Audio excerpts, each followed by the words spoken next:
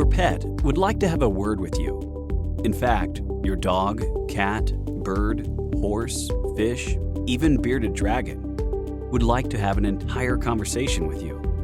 But having that trans-species discussion is difficult without an interpreter, or go-between, a specifically skilled individual who's been communicating with our animal friends for more than 3 decades, bridging gaps in understanding, elevating relationships, building peace and harmony among all Earth's creatures. That person is Suzan Vaughn, the Animal Whisperer. In this episode, A Feral Dog's Story, Rusti leads me down the path to becoming an animal communicator. My first animal companions were 2 cats, Batgirl, whose facial markings created a mask reminiscent of the comic book character, and Doc, part of a 3-cat litter that also included Hickory and Dickory. I considered myself a cat person 100%. Bringing a dog into my home never crossed my mind, and I had no idea what people meant when they said dogs made great companions. 10 years later, a respected psychic told me there was about to be a big change in my household, that someone was going to be joining me in my home. A canine companion was the last kind of change I imagined. I had a lot to learn because I was not allowed to have animal companions growing up. The depth of feeling animal lovers experience with their animal companions was simply outside of my limited experience until my first real dog relationship more than 10 years later. I was living on California's Central Coast when Rusti taught me how extraordinary that bond can be. The road to having a dog in my life was certainly unforeseen, but when it finally happened, it started me down the path to becoming an animal communicator. One August night around midnight, in the middle of a work week, a tremendous ruckus outside my bedroom window woke me up with a start. Angry at my sleep being interrupted, I peered out the window to see a pack of dogs following a single red chow-chow. I cursed the unknown chow's people under my breath, assuming they hadn't gotten their dog spayed, and then tried to get back to sleep as the noisy pack continued down the middle of the street. But later that month, on a pre-dawn Wednesday, a few minutes before 3 a.m., my eyes flew open, anticipating the regular ring of the alarm clock. Hitting the off button to avoid the loud buzzing that could catapult me out of a pleasantly dreamy reverie, I lay still in my cozy bed, listening intently to a distant sound I knew I'd heard before but couldn't quite identify. It seemed to be coming from the other side of the house, maybe the porch. As I focused my attention, I suddenly realized what it was, the muffled sound of snoring. Alarmed, I arose quickly, tiptoeing toward the front door to investigate, but the snoring stopped just as my feet touched the floor. For the next 2 weeks, the same sound would wake me up before dawn, and then stop as soon as I turned off the alarm or got out of bed. I telephoned my mother to tell her about these weird happenings, and she was puzzled too. "That's very strange," she said. "Do you feel you're in any kind of danger?" I assured her I didn't think so, but the possibility of an unwanted stranger making himself at home on my porch did make me a little uneasy. At least another 2 weeks went by before I heard the sound again, though. But there it was, in the early hours of the morning, unmistakable, snoring. The minute the alarm went off or my feet hit the floor, the sound immediately stopped. About the same time, I started noticing a mangy, rust-colored dog at the Grange Hall across the street. It was watching me when I left for work.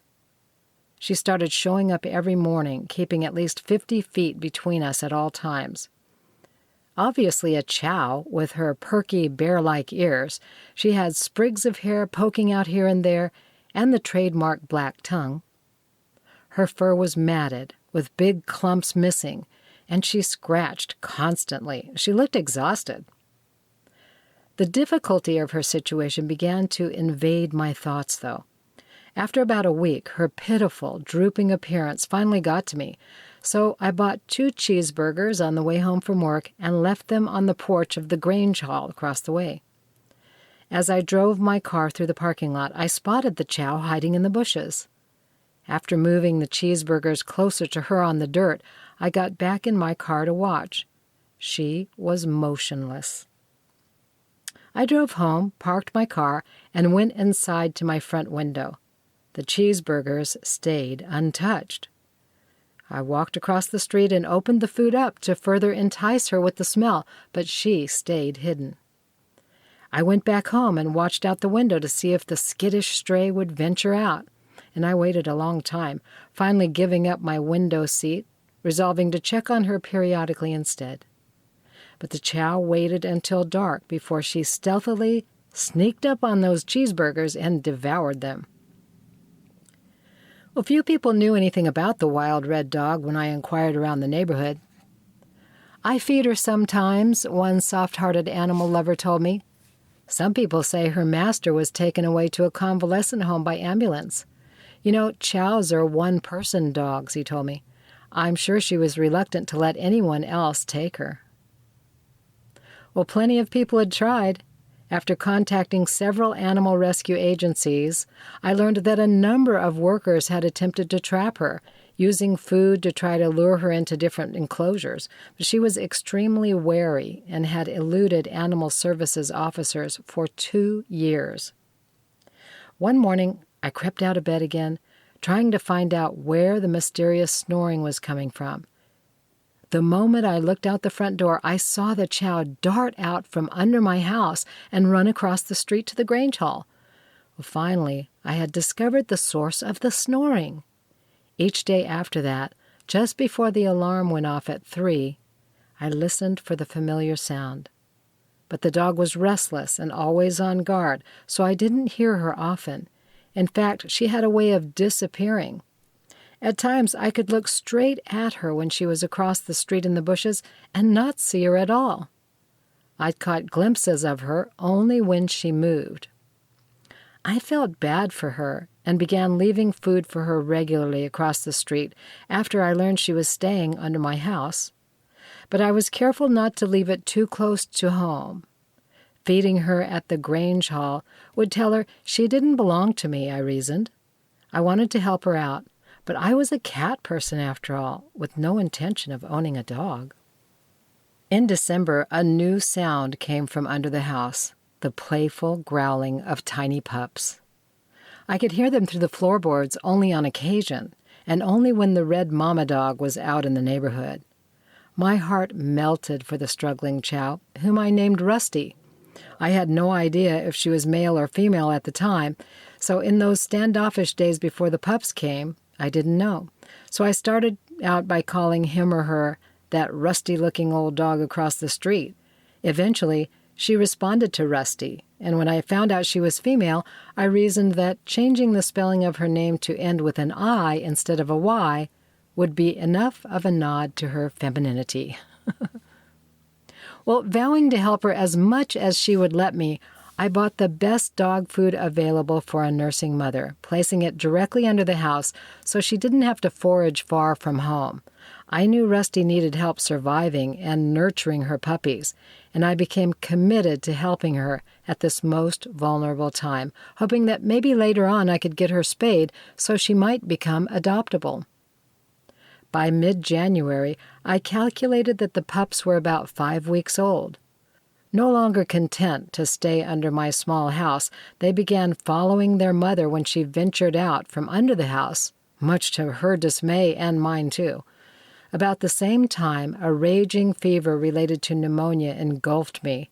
I was too weak to go to work. I realized I needed help when, after several bedridden days, I found myself too weak to stand at the stove long enough to open and heat a can of soup. And thank heaven for my mother, who moved in and took care of me until my strength returned. Nurturing was taking place both above and below the floorboards, but Rusti was super skittish. My little house was situated on a very busy street. Several times Rusti was spooked by movement inside the house, dashing across the pavement with one pup still attached to a teat. Cars slammed on their brakes, and the puppy would drop disoriented onto the road. and chaos then ensued as Rusti ran to the other side of the street, barking loudly at the forlorn puppy, urging it back under the house. The situation worried me greatly, and passing motorists had strong opinions about what kind of pet caretaker was related to those pups. More than once, I dragged myself out of my sickbed to address an angry person knocking on my front door. "Is that your dog out in the street with her puppies? Don't you know they're going to get hit by a car?" they raged as I, red-eyed and wiped out, tried to explain. No, Rusti didn't belong to me. Once, my concern for her safety prompted me to block an open crawl space under the front porch that gave her access to the street. I tried to contain her under the house with bricks and wooden structures designed to divert her into the fenced backyard where it was safe. But her incredible strength enabled her to use her head to break out of anything I constructed. She easily escaped from under the house by simply head-butting the bricks until she reopened the space. Pinning her in like that also made her so upset that it eroded some of the tentative trust we were building, and I vowed never to do it again. With Rusti still far too anxious to come anywhere near me, the assistance I could offer her was limited to food and under-the-house shelter. Forced to turn my attention to what I could do for the pups at least, I figured I could try to make them human-friendly, giving them a chance at a better life. After a series of antibiotics, I felt well enough to spend a few minutes a day in the sunshine, cooing and cajoling the pups to come out into the yard. Mostly, they stayed nervously under the house, but my efforts were rewarded with glimpses of their cute, fluffy manes. After weeks of talking to them, I persuaded 2 pups to come out and to play, and to check out the dog food and water bowl, while Rusti was away. The 2 bravest, a boy and a girl, ventured out for the first time somewhere between 4 and 5 weeks old. Eventually, I learned that Rusti had given birth to 4 adorable light brown furballs, 3 females and 1 male. They looked just like their chow mother, except they were brown instead of red. Still too sick to keep a watchful eye on them, I needed my mother's help to corral them into the backyard when they were accidentally dumped onto the street.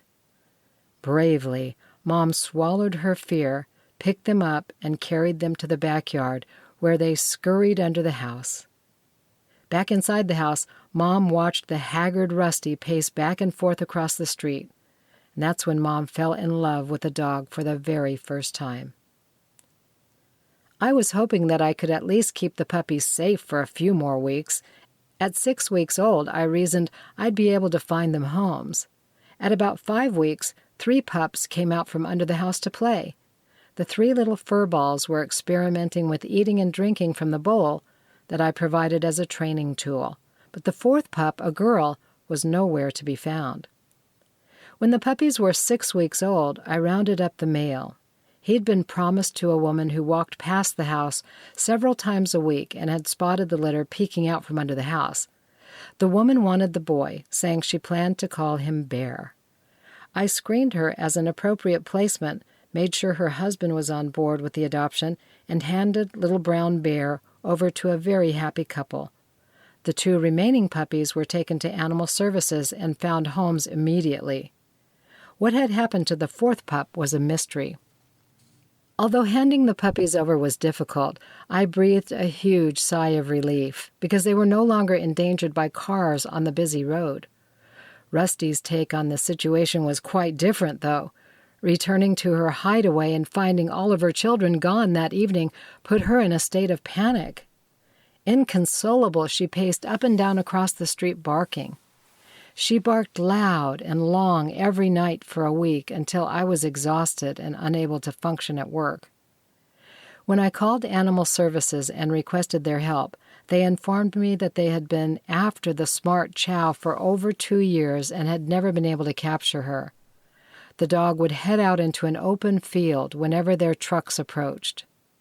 Unable to bribe her with food, no matter how hungry she was, they faced a dilemma.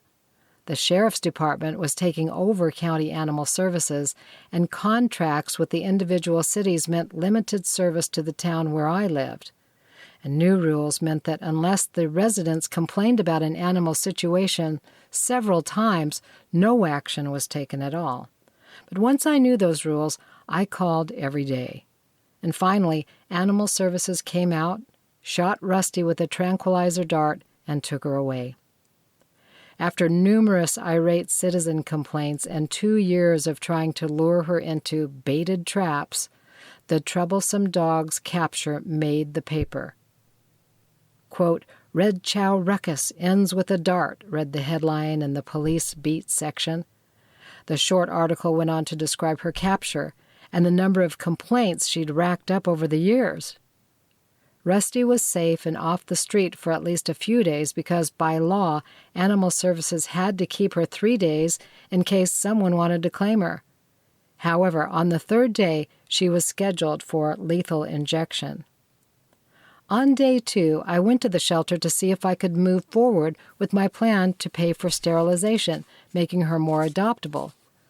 I was sure my mother would be supportive of this decision, but much to my surprise, she encouraged me to adopt Rusti instead. "There's something special about that dog," she said. I couldn't believe my ears, but I still wasn't convinced. I hadn't checked it out with my landlord either. Skepticism accompanied me to the shelter. When I arrived, I told the officer in charge that I was looking for a specific dog from my neighborhood. He opened the gate and pointed me to the rows of dogs waiting expectantly in cages for new families to claim. That sad sight depressed me as I walked past the rows of caged dogs, but Rusti wasn't there. "I didn't find the one I'm looking for," I told the officer, "but I know you picked her up just 2 days ago." "Maybe you can describe her," he said. "Well, she's a red chow-chow," I told him. That was all the explanation he needed. "Oh, that dog," he groaned. "She's in quarantine, and I'm sorry to say she's not adoptable. A chow that's been wild for 2 years will never be domesticated," he warned. Then he educated me about the breed's one-person, often aggressive, independent nature. "But can't I at least see her?" I asked. He called another officer over and relayed the request. Both were wary of unlocking Rusti's cage, and neither wanted to go in. I volunteered, but they thought that was a bad idea. Finally, the second officer decided to see if he could get Rusti on a leash. He unlocked the door to the quarantine area.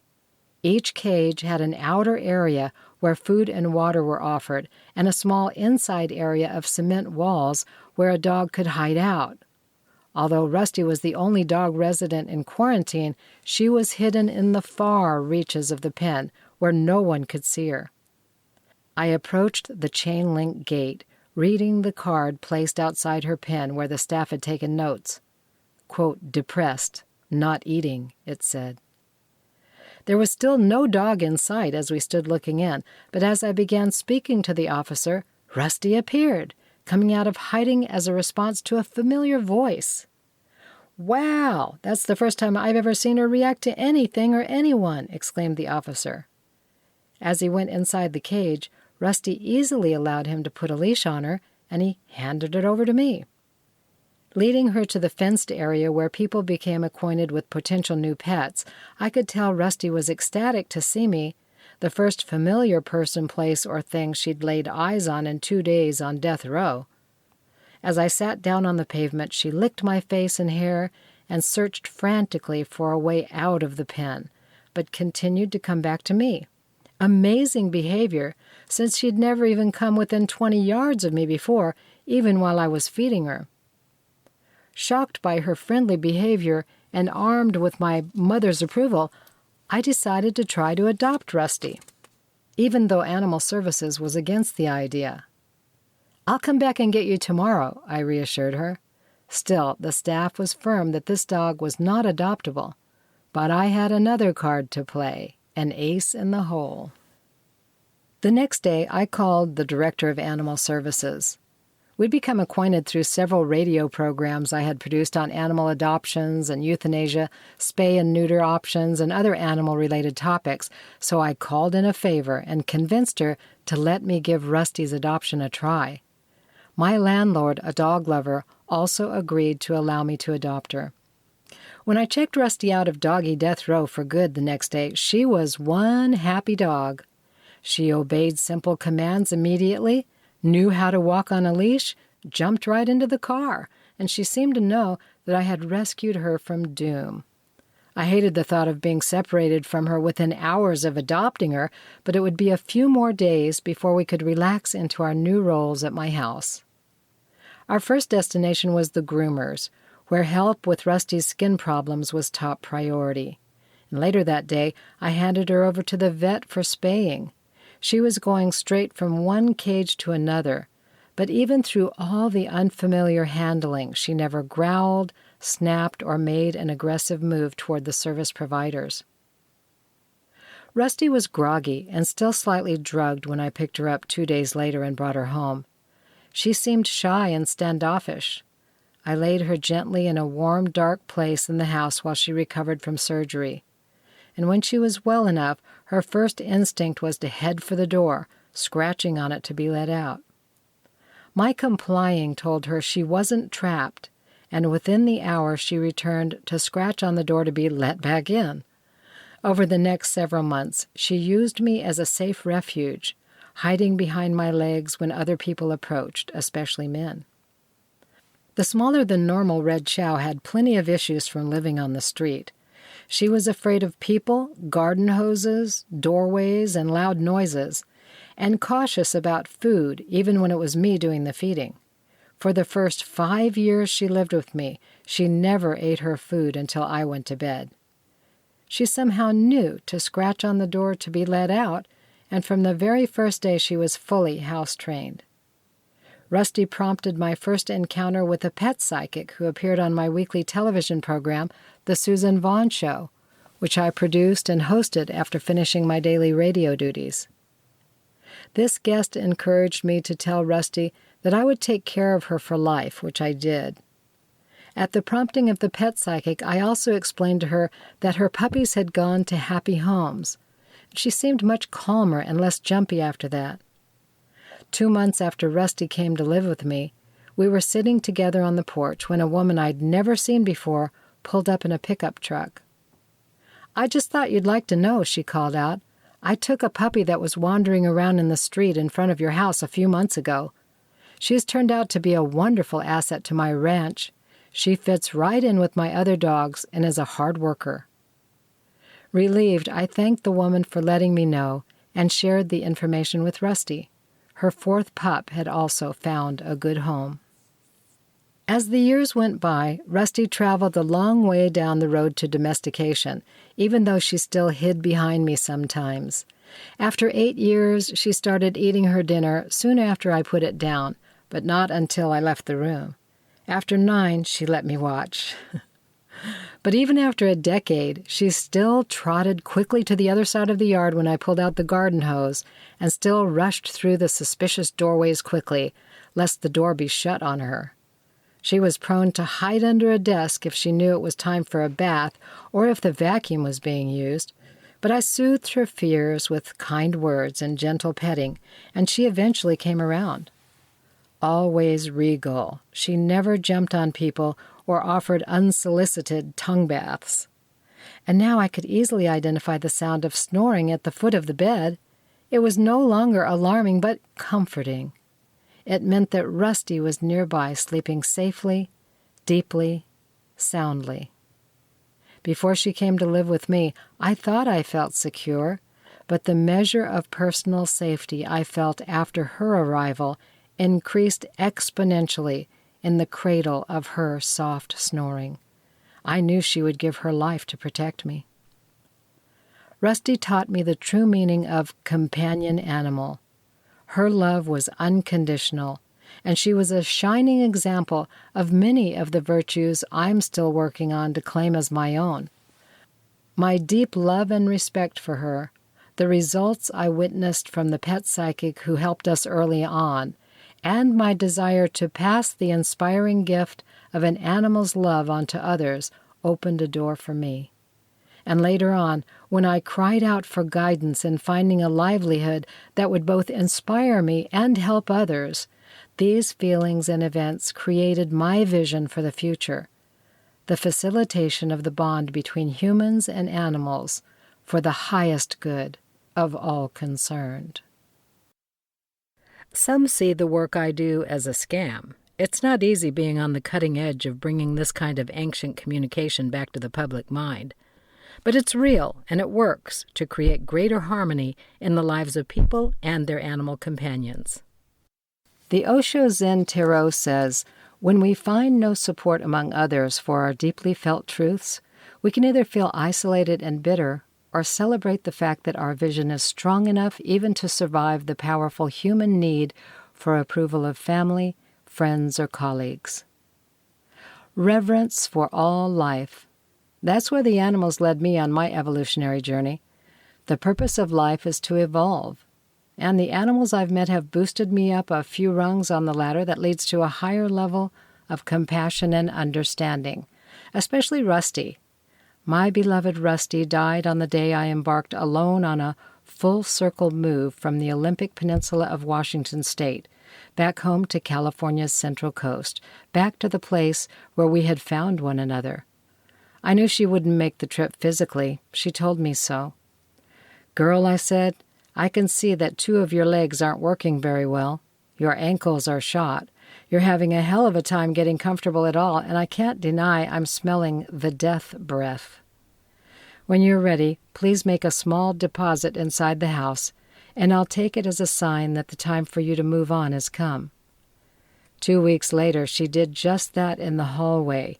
Never before that, never after that, just the once. So her message was clear. Over the next few weeks, she was able to make it across the lawn and out to the road to sniff where the walking dogs had been in the morning, but it was hard for her to get back to the house, where 2 entry steps created an obstacle. She could only take 4 steps before she tired out completely. I spooned with her on the floor, whispered sweet words in her fuzzy, perky ears about how much she meant to me, entreated her to contact me from the other side, sang to her, danced for her, and rubbed her sore joints. Calm, contented, love, gratitude, and respect poured from my hands into her. I kissed her soft muzzle and laughed at the remembered image of her when back in the day she lay with her head thrown back and her black lips flopped open, revealing a snaggletooth look that was pure comedy. I breathed in the odor of her oily doggy skin, admired her velvety blue-black, deep purple tongue with the quarter-sized pink spot at the back of it, and marveled at the softness of the down fur behind her bear-like ears. Making arrangements to help Rusti leave her body with my regular veterinarian proved problematic. Having suffered from a nasty and prolonged bout with the flu, she was catching up on a backlog of clients, and I was never able to get an appointment with her. And time ran out, and I found another vet willing to help us at the last minute. Our appointment was at 11 a.m. that day. Pillows, blankets, and propped-up bedding transformed the front passenger seat into a doggy limo bed that would transport Rusti to her final physical destination. But those miles of comfortable bedding didn't fully mitigate her physical discomfort, and she was nervous about getting into the car. By then, we hadn't ridden together for months, and she squirmed and tried to settle down during the half-hour ride. "Stay, girl," I told her as I parked and exited the car. My husband squeezed out of the back seat behind me so together we could lift her 54 pounds out from the passenger side of the car. Attached to a long leash, she ambled off to pee in a dusty road construction site outside the veterinarian's office as soon as her feet touched the ground, and I waited patiently, then gently guided her inside. The floors were wood, shellacked to a high gloss, and slick. A carpet runner the length of the waiting room floor gave Rusti some leverage, but her giant pillow was not there, and she could not get comfortable on the hard floor. She would attempt to sit or lie down, only to get up immediately and move along. For the next 30 minutes as we waited, she paced the length of the room, traveling maybe a quarter of a mile. She hadn't moved that much for months. "Suzan and Rusti," the assistant called out from the back. Rusti, completely tuckered out, took one baby step at a time toward the back as we proceeded to a small room that looked like a storage area. "Come on, girl," I reassured her. "It's going to be all right." My husband and an assistant hoisted her onto a stainless steel table that protruded from a sink behind it. It had a steel grate that separated the dog from the smoother metal underneath. Rusti's back end was positioned over a sink. The hard metal made me wince. Although the staff was caring and concerned, this was not the comfortable crossing over scene I had imagined for us. But my stoic girl was lifted onto the grate and lay on her belly as they readied the electric razor. "So, Rusti's a chow-chow about 13 years old?" the vet asked me. "Yes," I said, glancing up from Rusti's eyes to check out where they were in the proceedings.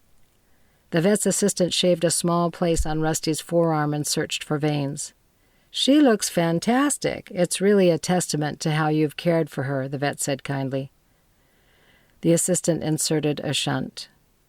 "It goes pretty fast once the solution is injected," said the vet, "so I recommend people focus on their animal and be completely present with them from here on out." I took his advice. With my lips brushing her soft, rust-white muzzle, I breathed her in for the last time, enveloping her on a soul level. I said, "You have been the greatest dog in the world, girl, and I will never stop loving you. Don't be afraid. I love you so much, my little red dog. You're the best, and I will miss you. See you on the other side, my sweet doggy girl." The vet and his assistant spoke softly to one another. "Okay," I heard him say. The light slowly faded from Rusti's eyes as the medicine went in. I left Rusti's body in the care of the vet and took her spirit with me, but I was keenly aware of the physical separation. Within the hour, I was at the wheel of a 3-day drive home, leaving my husband behind temporarily in his job. After 5.5 years, I was finally moving back to the place where my heart lived, the place where my 2-cat family had morphed into a 2-cat, 1-dog family, and where I had first been introduced to animal communication. I talked to Rusti the entire trip. We laughed, we cried, we celebrated. We rejoiced at the first sightings of the Pismo Dunes and the Pacific Ocean, where she had loved to roll in the sand, and we vowed to keep in touch. After that, it seemed to me that Rusti necessarily retreated for about 6 weeks. I respected her space. Dogs, like humans, go through a reassessment period after death and are out of touch, usually for at least a couple of weeks.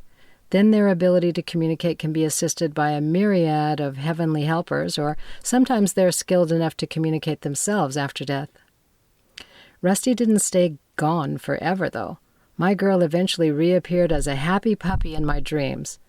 When I feel sad or when I miss her embodied self, one particular reflection gives me reassurance. I know that I could not have loved her more, nor could I have treated her better. These days, I still request that Rusti share her wisdom with me in my work. On particularly difficult cases where the answers seem elusive, I ask her if she'll help me find a resolution for the animal and its person. "Weigh in, girl. I'm listening," I tell her. I've no doubt that she is one of the cast of angels that assists me in my work. Rusti gave me a whole new level of respect for dogs. I approached her with respect for a fellow Earth traveler, and she gave me love, gratitude, and protection in return. We had, and still have, a fantastic relationship. She's my spirit dog now, and she always will be. For more episodes in the series, be sure to like, share, and subscribe. To learn all about Suzan Vaughn and her services, visit her website at animalwhisperer.net. Be part of the community by subscribing to her Facebook page, animalwhisperer.net. Then sign up for Suzan's newsletter to enjoy more of her fascinating animal-human communication stories. So, until next time, join Suzan as she talks to the animals on The Animal Whisperer.